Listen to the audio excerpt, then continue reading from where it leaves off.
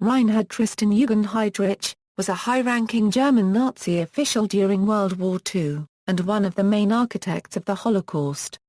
He was SS-Obergruppenführer I Quartier and General der Polizei, chief of the Reich Main Security Office and Stellvertretender Reichsprotektor of Bohemia and Moravia. Heydrich served as President of Interpol and chaired the January 1942 Wannsee Conference, which formalized plans for the final solution to the Jewish question, the deportation and extermination of all Jews in German-occupied territory. Historians regard him as the darkest figure within the Nazi elite.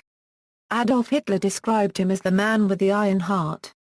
He was the founding head of the Sicherheitsdienst, an intelligence organization charged with seeking out and neutralizing resistance to the Nazi Party via arrests, deportations, and killings. He helped organize Kristallnacht, a series of coordinated attacks against Jews throughout Nazi Germany and parts of Austria on November 10, 1938. The attacks, carried out by SS stormtroopers and civilians, presaged the Holocaust. Upon his arrival in Prague, Heydrich sought to eliminate opposition to the Nazi occupation by suppressing Czech culture and deporting and executing members of the Czech resistance. He was directly responsible for the Einsatzgruppen, the special task forces that traveled in the wake of the German armies to round up and kill Jews and others deemed undesirable by the regime. Heydrich was attacked in Prague on May 27, 1942 by a British trained team of Czech and Slovak soldiers who had been sent by the Czechoslovak government in exile to kill him in Operation Anthropoid. He died from his injuries a week later. Intelligence falsely linked the assassins to the villages of Lidis and Lee 3/4 kY. Lidis was razed to the ground. All men and boys over the age of 16 were murdered, and all but a handful of its women and children were deported and killed in Nazi concentration camps. Early life: Heydrich was born in 1904 in Halle an der Saale to composer and opera singer Richard Bruno Heydrich and his wife Elisabeth Anna Maria Amalia Krantz, a Roman Catholic. His two forenames were patriotic musical tributes. Reinhard referred to the tragic hero from Amen, and Tristan stems from Richard Wagner's Tristan und Isolde. Heydrich's third name, Eugen, was his late maternal grandfather's forename. Heydrich was born into a family of social standing and substantial financial means. Music was a part of Heydrich's everyday life. His father founded the Halle Conservatory of Music and his mother taught piano there. Heydrich developed a passion for the violin and carried that interest into adulthood. He impressed listeners with his musical talent. His father was a German nationalist who instilled patriotic ideas in his three children, but was not affiliated with any political party until after World War I. The Heydrich household was strict. As a youth, Heydrich engaged his younger brother, Heinz, in mock fencing duels. Heydrich was very intelligent and excelled in his schoolwork, especially in science, at the Reform Gymnasium. A talented athlete, he became an expert swimmer and fencer. He was shy, insecure, and was frequently bullied for his high-pitched voice and rumored Jewish ancestry. The latter claim earned him the nickname Moses Handel. In 1918, World War I ended with Germany's defeat. In late February 1919, civil unrest including strikes and clashes between communist and anti-communist groups took place in Heydrich's hometown of Halle. Under Defense Minister Gustav Nosk's directives, a right-wing paramilitary unit was formed and ordered to recapture Halle. Heydrich, then 15 years old, joined Marika's volunteer rifles. When the skirmishes ended, Heydrich was part of the force assigned to protect private property. Little is known about his role, but the events left a strong impression. It was a political awakening for him. He joined the Deutsch-Paragraph-Schutz-und-Trutzbund, an anti-Semitic organization. As a result of the conditions of the Treaty of Versailles, hyperinflation spread across Germany and many lost their life savings. Halle was not spared. By 1921, few townspeople there could afford a musical education at Bruno Heydrich's conservatory. This led to a financial crisis for the Heydrich family. Naval career. In 1922 Heydrich joined the Reichsmarine, taking advantage of the security, structure, and pension it offered. He became a naval cadet at Kiel, Germany's primary naval base. On April 1, 1924 he was promoted to senior midshipman and sent to officer training at the Ma-1/4 Naval College. In 1926 he advanced to the rank of ensign and was assigned as a signals officer on the battleship Schleswig-Holstein, the flagship of Germany's North Sea Fleet. With the promotion came greater recognition. He received good evaluations from his superiors and had few problems with other crewmen. He was promoted on July 1, 1928 to the rank of sub-lieutenant. The increased rank fueled his ambition and arrogance. Heydrich became notorious for his countless affairs. In December 1930 he attended a rowing club ball and met Lena von Ossen. They became romantically involved and soon announced their engagement. Lena was already a Nazi Party follower.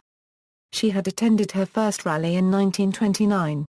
In 1931 Heydrich was charged with conduct unbecoming to an officer and gentleman for breaking an engagement promise to a woman he had known for 6 months before the von Ossen engagement. Admiral Erich Roeder dismissed Heydrich from the Navy that April. The dismissal devastated Heydrich, who found himself without career prospects. He kept the engagement and married Lena in December 1931. Career in the SS and military. In 1931, Heinrich Himmler began setting up a counterintelligence division of the SS. Acting on the advice of his associate Karl von Eberstein, who was von Ossen's friend, Himmler interviewed Heydrich. Himmler was impressed and hired him immediately. His pay was 180 Reichsmarks per month. His NSDAP number was 544,916 and his SS number was 10,120. Heydrich later received a Totenkopfring from Himmler for his service. On August 1, 1931 Heydrich began his job as chief of the new service. He set up office at the Brown House, the Nazi Party headquarters in Munich. By October he had created a network of spies and informers for intelligence gathering purposes and to obtain information to be used as blackmail to further political aims. Information on thousands of people was recorded on index cards and stored at the Brown House. To mark the occasion of Heydrich's December wedding, Himmler promoted him to the rank of SS Sturmbannführer 1/4 Rehr. In just over 15 months, Heydrich had surpassed his former naval rank and was making what was considered a comfortable salary. In 1932 Heydrich's enemies began to spread rumors of his alleged Jewish ancestry.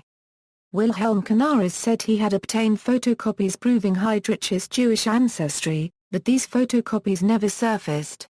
Nazi Gauleiter Rudolf Jordan also claimed that Heydrich was not a pure Aryan. Within the Nazi organization such innuendo could be damning, even for the head of the Reich's counterintelligence service. Gregor Strasser passed the allegations on to Nazi Party racial expert Dr. Achim Jerk, who investigated Heydrich's genealogy. Jerk reported that Heydrich was of German origin and free from any colored Jewish blood. He insisted that the rumors were baseless. Even with this report, Heydrich privately engaged SD member Ernst Hoffmann to further investigate and dispel the rumors. Gestapo and SD. In mid-1932, Himmler appointed Heydrich chief of the renamed security service the Sicherheitsdienst. Heydrich's counterintelligence service grew into an effective machine of terror and intimidation. With Hitler striving for absolute power in Germany, Himmler and Heydrich wished to control the political police forces of all 17 German states. They began with Bavaria. In 1933, Heydrich gathered some of his men from the SD and together they stormed police headquarters in Munich and took over the police using intimidation tactics. Himmler became the Munich police chief and Heydrich became the commander of Department 4, the political police. In 1933, Hitler became Chancellor of Germany, and through a series of decrees became Germany's Führer 1/4 Rehr und Reichskanzler. The first concentration camps, which were originally intended to house political opponents, were established in early 1933. By year's end there were over 50 camps. Hermann Gar Paragraph Ring founded the Gestapo in 1933 as a Prussian police force. When ʻʁaɪnhaʁt Ring transferred full authority over the Gestapo to Himmler in April 1934, it immediately became an instrument of terror under the SS's purview. Himmler named Heydrich to head the Gestapo on April 22, 1934. On June 9, 1934, Rudolf Hess declared the SD the official Nazi intelligence service. Crashing the SA, beginning in April 1934, and at Hitler's request, Heydrich and Himmler began building a dossier on Sturmatier leader Ernst ⁴ in an effort to remove him as a rival for party leadership. At this point, the SS was still part of the SA, the early Nazi paramilitary organization which now numbered over 3 million men. At Hitler's direction, Heydrich, Himmler, ʻʁaɪnhaʁt Ring, and Victor Lutz drew up lists of those who should be liquidated, starting with 7 top SA officials and including many more. On June 30, 1934, the SS and Gestapo acted in coordinated mass arrests that continued for 2 days. ʻʁaɪnhaʁt was shot without trial, along with the leadership of the SA. The purge became known as the Night of the Long Knives. Up to 200 people were killed in the action. Lutz was appointed SA's new head and it was converted into a sports and training organization. With the SA out of the way, Heydrich began building the Gestapo into an instrument of fear. He improved his index card system, creating categories of offenders with color-coded cards. The Gestapo had the authority to arrest citizens on the suspicion that they might commit a crime, and the definition of a crime was at their discretion. The Gestapo law, passed in 1936, gave police the right to act extra-legally. This led to the sweeping use of Schutzhaft protective custody, a euphemism for the power to imprison people without judicial proceedings. The courts were not allowed to investigate or interfere. The Gestapo was considered to be acting legally as long as it was carrying out the leadership's will. People were arrested arbitrarily, sent to concentration camps, or killed. Himmler began developing the notion of a Germanic religion and wanted SS members to leave the church. In early 1936, Heydrich left the Catholic Church. His wife, Lena, had already done so the year before. Heydrich not only felt he could no longer be a member, but came to consider the church's political power and influence a danger to the state. Consolidating the police forces. On June 17, 1936, all police forces throughout Germany were united, following Hitler's appointment of Himmler as chief of German police. Himmler immediately reorganized the police into 2 groups, the Ordnungspolizei, consisting of both the national uniformed police and the municipal police, and the Sicherheitspolizei, consisting of the Gemäßstaatspolizei and Kriminalpolizei. At that point, Heydrich was head of the SiPo and SD. Heinrich Marwan was the Gestapo's operations chief. Heydrich was assigned to help organize the 1936 Summer Olympics in Berlin. The games were used to promote the propaganda aims of the Nazi regime. Goodwill ambassadors were sent to countries that were considering a boycott. Anti-Jewish violence was forbidden for the duration, and newsstands were required to stop displaying copies of Der Stürmer. For his part in the game's success, Heydrich was awarded the Deutsches Olympiazeichen or German Olympic Games decoration.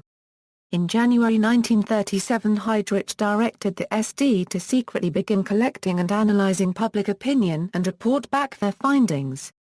He then had the Gestapo carry out house searches, arrests, and interrogations, thus in effect exercising control over public opinion. In February 1938, when the Austrian Chancellor Kurt Schuschnigg resisted Hitler's proposed merger with Germany, Heydrich intensified the pressure on Austria by organizing Nazi demonstrations and distributing propaganda in Vienna stressing the common Germanic blood of the 2 countries. In the Anschluss on March 12, Hitler declared the unification of Austria with Nazi Germany.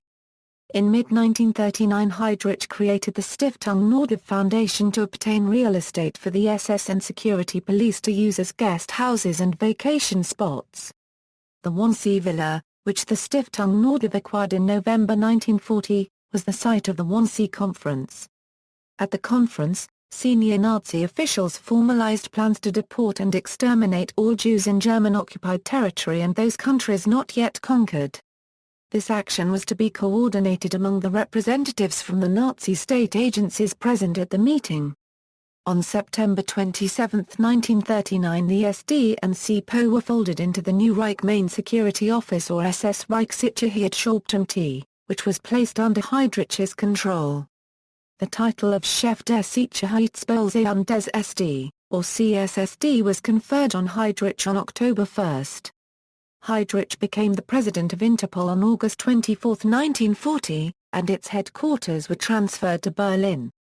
He was promoted to SS-Obergruppenführer 1 Quartier on General der Polizei on September 24, 1941. Red Army Purges. In 1936, Heydrich learned that a top-ranking Soviet officer was plotting to overthrow Joseph Stalin. Sensing an opportunity to strike a blow at both the Soviet Army and Admiral Canaris of Germany's Abwehr, Heydrich decided that the Russian officers should be unmasked. He discussed the matter with Himmler and both in turn brought it to Hitler's attention. But the information Heydrich had received was actually misinformation planted by Stalin himself in an attempt to legitimize his planned purges of the Red Army's high command. Stalin ordered one of his best NKVD agents, General Nikolai Skoglin, to pass Heydrich false information suggesting that Marshal Mikhail Tukhachevsky and other Soviet generals were plotting against Stalin. Hitler approved Heydrich's plan to act on the information immediately. Heydrich's SD forged documents and letters implicating Tukhachevsky and other Red Army commanders.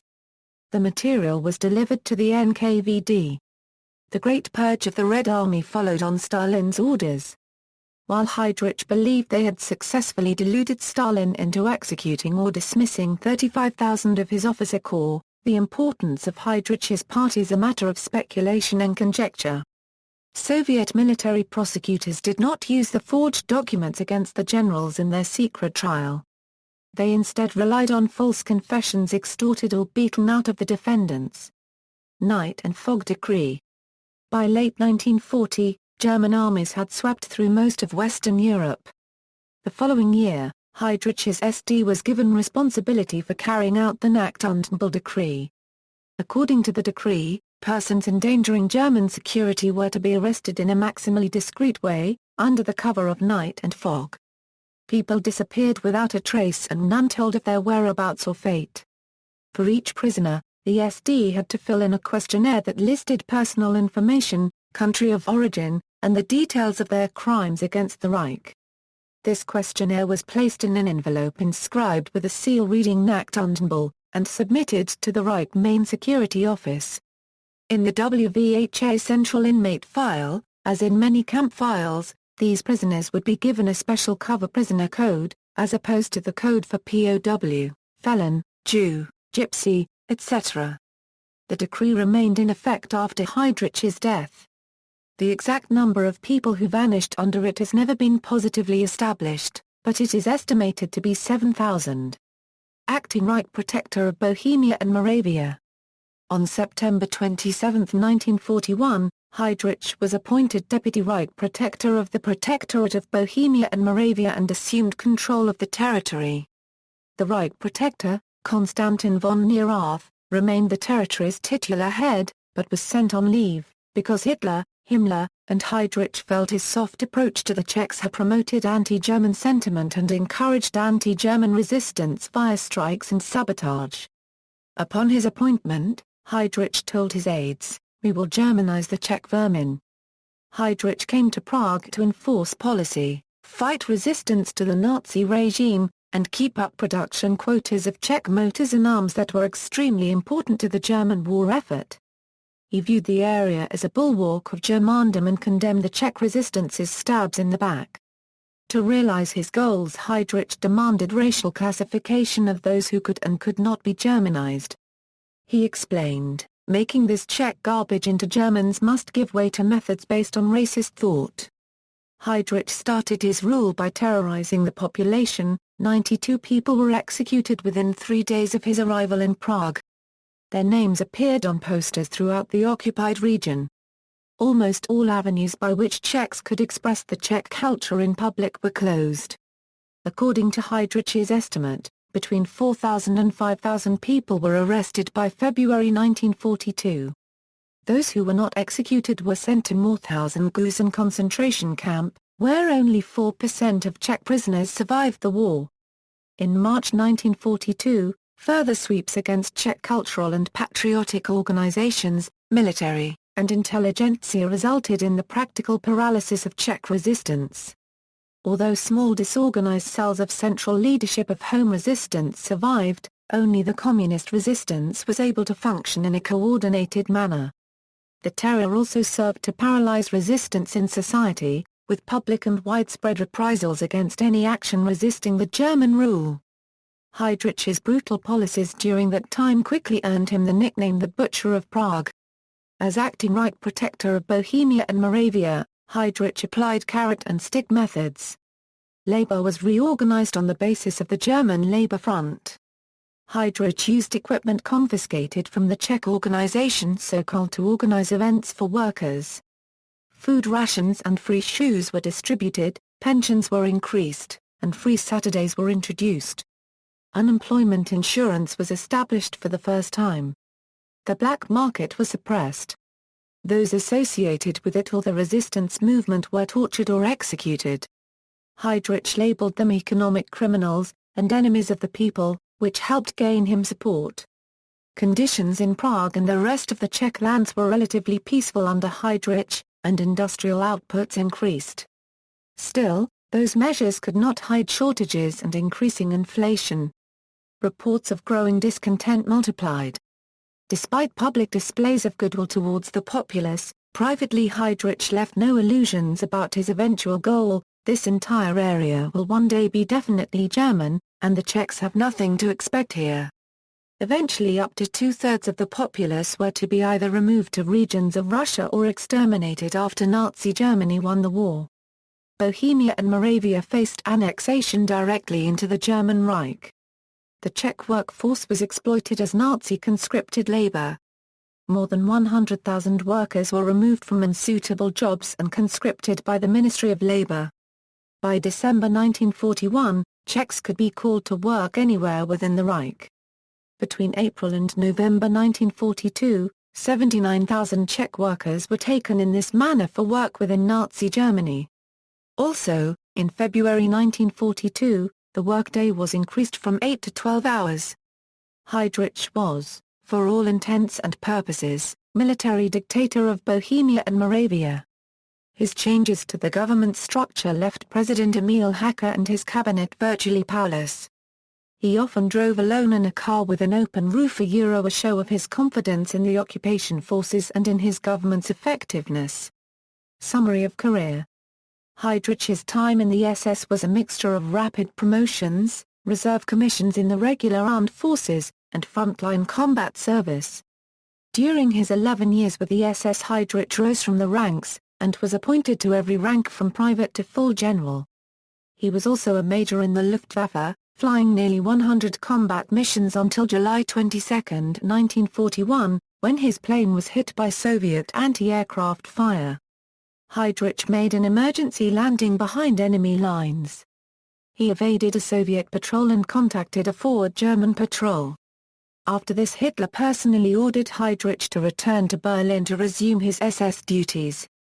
His service record also gives him credit as a Navy Reserve lieutenant, although during World War II Heydrich had no contact with this military branch. Heydrich received a number of Nazi and military awards, including the German Order, Blood Order, Golden Party Badge, Luftwaffe Pilot's Badge, Bronze and Silver Combat Mission Bars, and the Iron Cross first and second classes. Role in the Holocaust. Historians regard Heydrich as the most fearsome member of the Nazi elite. Hitler called him the man with the iron heart. He was one of the main architects of the Holocaust during the early war years, answering only to, and taking orders from, Hitler, Gar Paragraph Ring, and Himmler in all matters pertaining to the deportation, imprisonment, and extermination of Jews. Heydrich was one of the organizers of Kristallnacht, a pogrom against Jews throughout Germany on the night of November 10, 1938. Heydrich sent a telegram that night to various SD and Gestapo offices, helping to coordinate the program with the SS, SD, Gestapo, Uniformed Police, SA, Nazi Party officials, and even the fire departments. It talks about permitting arson and destroying Jewish businesses and synagogues, and orders the confiscation of all archival material out of Jewish community centers and synagogues. The telegram ordered that as many Jews particularly affluent Jews are to be arrested in all districts as can be accommodated in existing detention facilities. Immediately after the arrests have been carried out, the appropriate concentration camps should be contacted to place the Jews into camps as quickly as possible. 20,000 Jews were sent to concentration camps in the days immediately following. Historians consider Kristallnacht the beginning of the Holocaust. When Hitler asked for a pretext for the invasion of Poland in 1939, Himmler, Heydrich, and Heinrich one Quarterle masterminded a false flag plan codenamed Operation Himmler. It involved a fake attack on the German radio station at ๊ʁaɪnhaʁt on August 31, 1939. Heydrich masterminded the plan and toured the site, which was about 4 miles from the Polish border. Wearing Polish uniforms, 150 German troops carried out several attacks along the border. Hitler used the ruse as an excuse to launch his invasion. On Himmler's instructions, Heydrich formed the Einsatzgruppen to travel in the wake of the German armies at the start of World War II. On September 21, 1939, Heydrich sent out a teleprinter message on the Jewish question in the occupied territory to the chiefs of all Einsatzgruppen with instructions to round up Jewish people for placement into ghettos, called for the formation of Juden Recurrency, ordered a census, and promoted Aryanization plans for Jewish-owned businesses and farms, among other measures. The Einsatzgruppen followed the army into Poland to implement the plans. Later, in the Soviet Union, they were charged with rounding up and killing Jews via firing squad and gas vans. By the end of the war, the Einsatzgruppen had murdered over 1 million people, including over 700,000 in Russia alone. On November 29, 1939, Heydrich issued a cable about the evacuation of new eastern provinces, detailing the deportation of people by railway to concentration camps, and giving guidance surrounding the December 1939 census, which would be the basis on which those deportations were performed. In May 1941, Heydrich drew up regulations with Quartermaster General Eduard Wagner for the upcoming invasion of the Soviet Union, which ensured that the Einsatzgruppen and army would cooperate in murdering Soviet Jews. On October 10, 1941, Heydrich was the senior officer at a meeting in Prague that discussed deporting 50,000 Jews from the Protectorate of Bohemia and Moravia to ghettos in Minsk and Riga. The officers also discussed taking 5,000 Jews from Prague in the next few weeks, and handing them over to the Einsatzgruppen commanders Arthur Neb and Otto Rasch. Establishing ghettos in the Protectorate was also planned, resulting in the construction of ʻtʁɪstan, where 33,000 people would eventually die. Tens of thousands more passed through the camp on their way to their deaths in the east.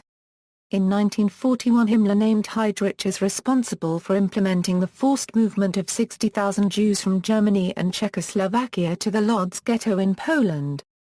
On January 20, 1942, Heydrich chaired the Wannsee Conference, at which he presented his plan to deport and transport 11 million Jews from every country in Europe, to be worked to death or killed outright in extermination camps. Under suitable direction, the Jews should be brought to the east in the course of the final solution, for use as labor.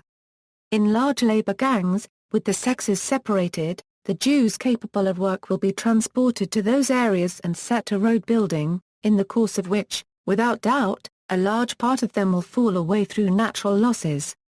The surviving remnant, surely those with the greatest powers of resistance, will be given special treatment, since, if freed, they would constitute the germinal cell for the recreation of Jewry. Death in Prague. In London, the Czechoslovak government in exile resolved to kill Heydrich. Jan Kibia and Józef Garbiak headed the team chosen for the operation. Trained by the British Special Operations Executive, the pair returned to the Protectorate, parachuting from a Handley Page Halifax, on December 28, 1941. They lived in hiding, preparing for the assassination attempt. On May 27, 1942, Heydrich planned to meet Hitler in Berlin. German documents suggest that Hitler intended to transfer Heydrich to German-occupied France, where the French resistance was gaining ground. Heydrich would have to pass a section where the Dresden-Prague road merged with a road to the Troja Bridge. The junction, in the Prague suburb of Libya, was well suited for the attack because motorists have to slow for a hairpin bend. As Heydrich's car slowed, Garbe AK took aim with a Sten submachine gun, but it jammed and failed to fire. Instead of ordering his driver to speed away, Heydrich called his car to halt and attempted to confront the attackers. Kibia then threw a bomb at the rear of the car as it stopped. The explosion wounded Heydrich and Kibia. When the smoke cleared, Heydrich emerged from the wreckage with his gun in his hand. He chased Kibia and tried to return fire. Kibia jumped on his bicycle and pedaled away. Heydrich ran after him for half a block but became weak from shock and collapsed. He sent his driver, Klein, to chase Garbe AK on foot. In the ensuing firefight, Garbe AK shot Klein in the leg and escaped to a local safe house. Heydrich, still with pistol in hand, gripped his left flank, which was bleeding profusely. A Czech woman went to Heydrich's aid and flagged down a delivery van. Heydrich was first placed in the driver's cab, but complained that the van's movement was causing him pain. He was placed in the back of the van, on his stomach, and taken to the emergency room at Naberlov Hospital. Heydrich had suffered severe injuries to his left side, with major damage to his diaphragm, spleen, and lung. He had also fractured a rib. A physician, Slanina, packed the chest wound, while another doctor, Walter Dieck, tried unsuccessfully to remove the splinters. He immediately decided to operate. This was carried out by Dieck, Slanina, and Holbaum. Heydrich was given several blood transfusions. A splenectomy was performed. The chest wound, left lung, and diaphragm were all debrided and the wounds closed. Himmler ordered another physician, Karl Gebhardt, to fly to Prague to assume care. Despite a fever, Heydrich's recovery appeared to progress well. Theodor Morell, Hitler's personal physician, suggested the use of sulfonamide, but Gebhardt, thinking Heydrich would recover, refused. On June 2, during a visit by Himmler, Heydrich reconciled himself to his fate by reciting a part of one of his father's operas. Heydrich slipped into a coma after Himmler's visit and never regained consciousness. He died on June 4, probably around 04:30. He was 38. The autopsy concluded that he died of sepsis. Heydrich's facial expression as he died betrayed an uncanny spirituality and entirely perverted beauty, like a Renaissance cardinal, according to Bernhard Weiner, a Kripo police official who investigated the assassination. After an elaborate funeral held in Prague on June 7, 1942, Heydrich's coffin was placed on a train to Berlin, where a second ceremony was held in the new Reich Chancellery on June 9. Himmler gave the eulogy.